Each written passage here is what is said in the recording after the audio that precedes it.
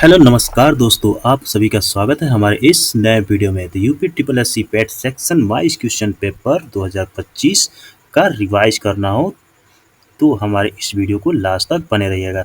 तो पहला चैप्टर है पॉलिटी से भारत का संवैधानिक विकास। तो सबसे पहले पहला क्वेश्चन है, पवित्र खंड नीति का संबंध है। पवित्र खंड नीति का संबंध किससे? 1813 ईस्वी चार्टर एक्ट से। दूसरा क्वेश्चन है, किसने 1833 ईस्वी के चार्टर अधिनियम को भारत के केंद्रीय विधानमंडल की गंगोत्री कहा था? तो इसका सही ऑप्शन है सुभाष कश्यप। अगला क्वेश्चन है, भारत सचिव के पद पर सृजन किस अधिनियम द्वारा हुआ? तो भारत सचिव के पद का सृजन भारत शासन अधिनियम 1858 के तहत हुआ। अगला क्वेश्चन है, किस अधिनियम के द्वारा केंद्र में द्विसदनात्मक विधानमंडल की स्थापना की गई? तो इसका सही आंसर बी है, भारत शासन अधिनियम 1919।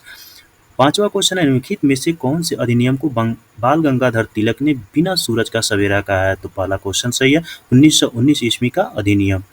वर्ष 1935 के अधिनियम को दास्ता का चार्टर किसने कहा? तो पंडित जवाहरलाल नेहरू ने वर्ष 1935 के अधिनियम को दास्ता का चार्टर कहा।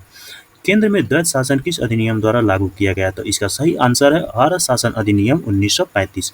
भारत में लोक सेवा आयोग की स्थापना किस अधिनियम के तहत की गई? तो इसका सही उत्तर है ऑप्शन बी, भारत शासन अधिनियम 1919।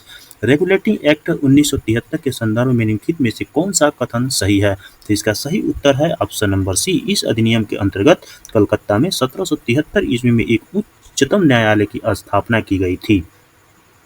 अगला प्रश्न है, ब्रिटिश सरकार के किस अधिनियम ने सबसे पहली बार भारत में शिक्षा के लिए 1 लाख रुपए दिए थे?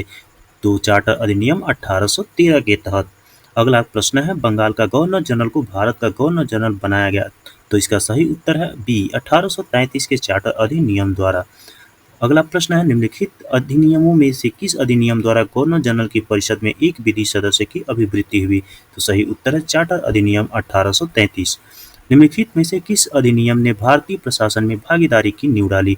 तो इसका सही उत्तर है चार्टर एक्ट 1833।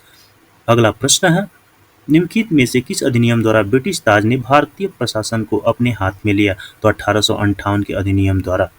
अगला प्रश्न है, निम्नलिखित में से किस एक अधिनियम के अंतर्गत अंग्रेजों ने भारत में पहली बार सांप्रदायिक निर्वाचन मंडल प्रणाली प्रारंभ की? तो इसका सही उत्तर है भारत परिषद अधिनियम 1909। अगला प्रश्न है, भारत के लिए उच्चायुक्त के पद का सृजन किया गया? तो इसका सही उत्तर है बी, 1919 के अधिनियम के अंतर्गत। निम्नलिखित में से किस अधिनियम में केंद्र में द्वैध शासन प्रणाली को स्थापित किया? तो सही उत्तर है अधिनियम 1935। अगला प्रश्न है, निम्नलिखित में से कौन सा बिंदु भारतीय स्वाधीनता अधिनियम 1947 का भाग नहीं था? तो इसका सही उत्तर है, देशी रियासतों में लोकतांत्रिक प्रणाली को लागू किया।